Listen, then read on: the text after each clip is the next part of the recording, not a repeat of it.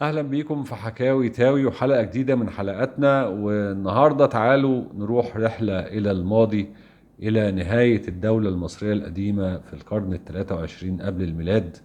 وقصة من الأدب المصري القديم بيحكيها حكيم اسمه إيبور أو أبو العجوز، وهو بيوصف في أحداث روايته ثورة شعبية قامت في نهاية الدولة المصرية القديمة بسبب ضعف الحكم وفساد الكبار وتدهور الأحوال في البلاد.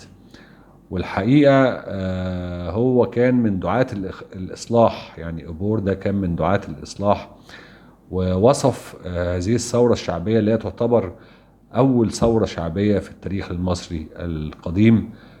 وصفها بأسى وحزن وأسف، وقال فيها إن الدولة ولت عنها هيبتها وأصبحت في مستوى من الضعف.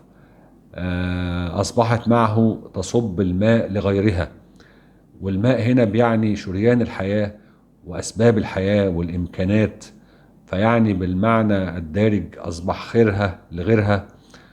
وأصبح الأجانب اللي كانوا بيخافوا أو بيخشوا مصر ومكانتها بيقولوا لن تستطيع مصر أن تأتي شيئا، فإن الرمال المحيطة بها هي كل حمايتها.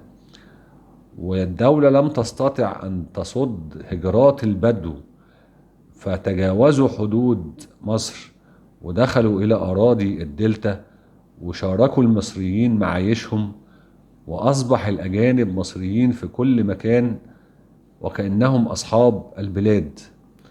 وأصبح أصحاب البلاد اللي هم المصريين مهمشين ومهملين وكأنهم أغراب عن البلاد. بعد كده بيوصف حالة الفزع ويعني زوال الأمن، وإن الناس ما كانتش بتأمن إنها تمشي في الشارع، لأن ممكن أي حد يعتدي عليه أو يسرق ماله أو يقتله. ووصل الناس لحالة من اليأس إنها كانت بتفضل الانتحار، حتى إنهم كانوا بيروحوا للنهر ويرموا نفسهم للتماسيح، والنهر تحول إلى اللون الأحمر بسبب كثرة الدماء. وأصبحت رائحته يعني ريحته كريهة بسبب الجثث الطافية فوق مياه النهر. وأصبح الرجل ينظر إلى ولده كأنه عدوه. فيعني عايزين نتخيل، شوف الثورة عملت حالة من الرعب والفزع عند الناس بالإضافة للنهب والسلب.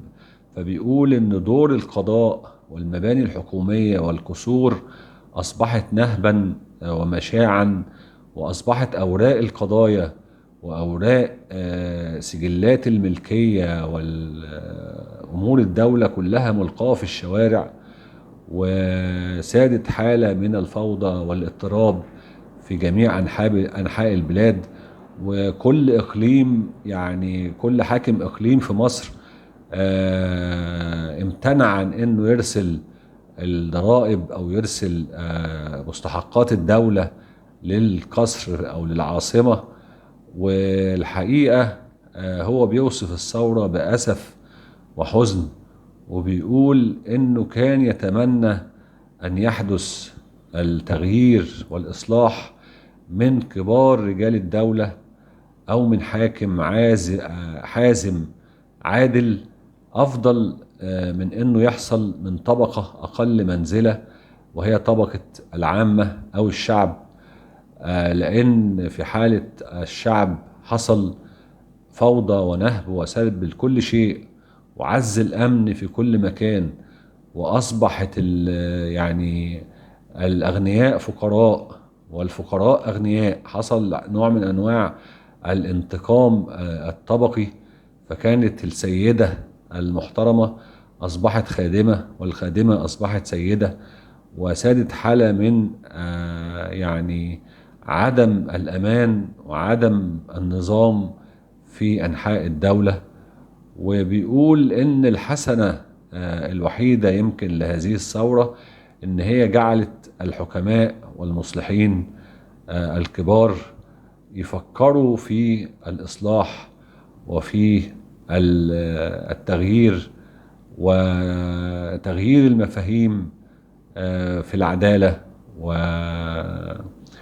وكمان ان يعتز الانسان بعمله مش بحسبه ولا بمنصبه. وهنا بتنتهي قصة الثورة الشعبية اللي وصفها الحكيم إبور أو أبو العجوز، وأتمنى أنها تكون عجبتكم. والحقيقة أن التاريخ بيعلمنا دروس كتير لازم نتعلم منها، وهي دي فايدة التاريخ. شكرا لكم.